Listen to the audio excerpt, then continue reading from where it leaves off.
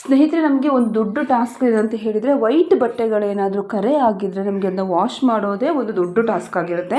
ನೋಡಿ, ಇಲ್ಲಿ ನಾನು ನಿಮಗೆ ತೋರಿಸ್ತಾ ಇದ್ದೀನಿ. ಜಸ್ಟ್ ನೆನೆ ಹಾಕಿರೋದ್ರಲ್ಲಿ ಎಷ್ಟು ಒಂದು ಕೊಳೆ ಬಿಟ್ಟಿದೆ ಅಂತ ಹೇಳಿ.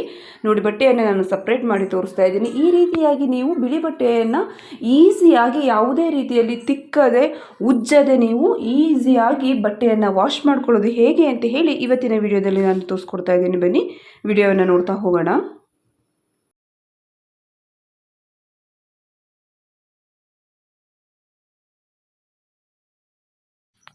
ಹೊಸದಾಗಿ ನಮ್ಮ ಚಾನಲನ್ನು ನೋಡ್ತಾ ಇರೋರು ದಯಮಾಡಿ ಚಾನಲನ್ನು ಸಬ್ಸ್ಕ್ರೈಬ್ ಮಾಡ್ಕೊಳ್ಳಿ. ಹಾಗೆ ಪಕ್ಕದಲ್ಲಿರುವಂತಹ ಬೆಲ್ಲೈಕಾನನ್ನು ಕ್ಲಿಕ್ ಮಾಡಿ. ಇದರಿಂದ ನಾನು ಮಾಡೋ ವಿಡಿಯೋಗಳ ನೋಟಿಫಿಕೇಷನ್ ಮೊದಲು ಬಂದು ನಿಮಗೆ ತಲುಪುತ್ತೆ. ಬನ್ನಿ ಹಾಗಿದ್ರೆ ವಿಡಿಯೋವನ್ನು ಶುರು ಮಾಡೋಣ. ಸ್ನೇಹಿತರೆ, ನೀವೇ ಇಲ್ಲಿ ನೋಡ್ತಾ ಇರ್ಬೋದು, ಒಂದು ಪಾಚಿ ಹಿಡಿದಿರುವಂಥ ವೈಟ್ ಬನಿಯನ್ನು. ಇದು ನಾನು ವಾಶ್ ಮಾಡಿ ಒಣಗಾಕಿ ಬಂದ ಜಾಗದಲ್ಲಿ ಮರೆತು ಬಂದು, ಸೊ ಅದು ಮಳೆ ನೀರಿಗೆ ಕೆಳಗಡೆ ಬಿದ್ದು ಫುಲ್ ಪಾಚಿ ಹಿಡಿದ್ಬಿಟ್ಟಿದೆ.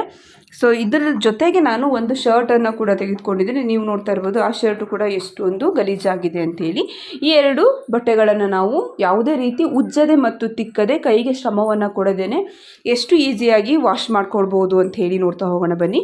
ಸೊ ನಾನು ಇವಾಗ ತೋರಿಸೋ ಮೆಥಡಲ್ಲಿ ನೀವು ಮನೆಯಲ್ಲಿರುವಂಥ ದೊಡ್ಡ ದೊಡ್ಡ ಬೆಡ್ಶೀಟ್ ಬ್ಲ್ಯಾಂಕೆಟ್ಗಳನ್ನು ಕೂಡ ಈ ರೀತಿಯಾಗಿ ವಾಶ್ ಮಾಡ್ಕೊಳ್ಬೋದು. ಇದಕ್ಕೆ ನಾನು 1 ಟೇಬಲ್ ಸ್ಪೂನಷ್ಟು ಉಪ್ಪನ್ನು ತೆಗೆದುಕೊಳ್ಳಿ. ಅದಕ್ಕೆ 1 ಟೇಬಲ್ ಸ್ಪೂನಷ್ಟು ಸೇಮ್ ಅದೇ ಮೆಜರ್ಮೆಂಟಲ್ಲಿ ಅಡುಗೆ ಸೋಡವನ್ನು ತೆಗೆದುಕೊಳ್ಳಿ.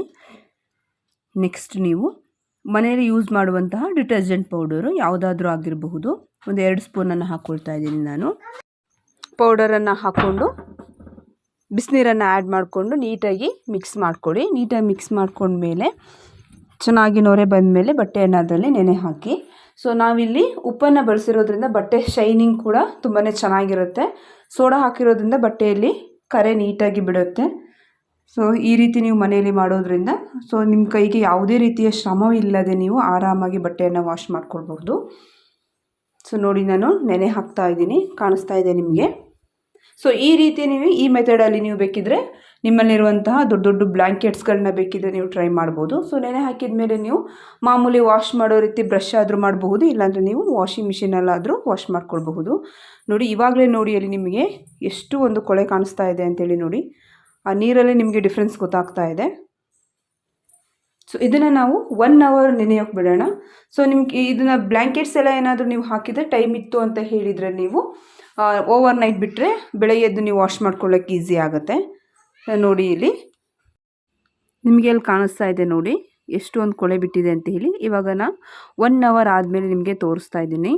ಇದನ್ನು ನೋಡಿ, ಬೇರೆ ಒಂದು ಬಕೆಟ್ಗೆ ಇದನ್ನು ಶಿಫ್ಟ್ ಮಾಡ್ಕೊಳ್ಳೋಣ. ಶಿಫ್ಟ್ ಮಾಡ್ಕೊಂಡ್ಮೇಲೆ ನಿಮಗೆ ಕೊಳೆ ಎಷ್ಟು ಬಿಟ್ಟಿದೆ ಅಂಥೇಳಿ ನಿಮಗೆ ಏನೆಲ್ಲಿ ಗೊತ್ತಾಗುತ್ತೆ. ನೋಡಿ, ಇವಾಗ ಕಾಣಿಸ್ತಾ ಇದೆ ಎಷ್ಟು ಒಂದು ಕೊಳೆ ಬಿಟ್ಟಿದೆ ಅಂತ ಹೇಳಿ. ನೋಡಿ, ಇಲ್ಲಿ ಈಸಿಯಾಗಿ ನಾವು ಯಾವುದೇ ಬ್ರಷನ್ನು ಮಾಡೋಕ್ಕೂ ಮುಂಚೆನೇ ಈ ಒಂದು ನೀವು ಈ 3 ಪದಾರ್ಥಗಳನ್ನು ಹಾಕಿ ನೆನೆ ಹಾಕಿ ನೀವು ವಾಶ್ ಮಾಡೋದ್ರಿಂದ ಕೊಳೆ ಬಿಡುತ್ತೆ. ಬಿಳಿ ಬಟ್ಟೆಗಳಲ್ಲಿ ನೀಟಾಗಿ ನೀವು ಕೊಳೆಯನ್ನು ಆರಾಮಾಗಿ ತೆಕ್ಕೊಳ್ಬೋದು. ನಾನು ಇವಾಗ ನಿಮಗೆ ವಾಶ್ ಮಾಡಿ ತೋರಿಸ್ತೀನಿ. ಅದನ್ನು ವಾಶ್ ಮಾಡಿದ ಮೇಲೆ ನೋಡಿ ಎಷ್ಟು ಒಂದು ಪಾಚಿ ಕಲರ್ ಇತ್ತು. ನೋಡಿ ಎಷ್ಟು ನೀಟಾಗಿದೆ ಬನಿಯನ್ ಮತ್ತು ಶರ್ಟು. ಸ್ನೇಹಿತರೆ, ಇವತ್ತಿನ ವಿಡಿಯೋ ನಿಮಗೆ ಯೂಸ್ಫುಲ್ ಆಗುತ್ತೆ ಅಂತ ಹೇಳಿ ಭಾವಿಸ್ತಾ ಇವತ್ತಿನ ವಿಡಿಯೋವನ್ನು ಮುಗಿಸ್ತಾ ಇದ್ದೀನಿ. ಮುಂದಿನ ವಿಡಿಯೋದಲ್ಲಿ ಸಿಗ್ತೀನಿ. ನಮಸ್ಕಾರ.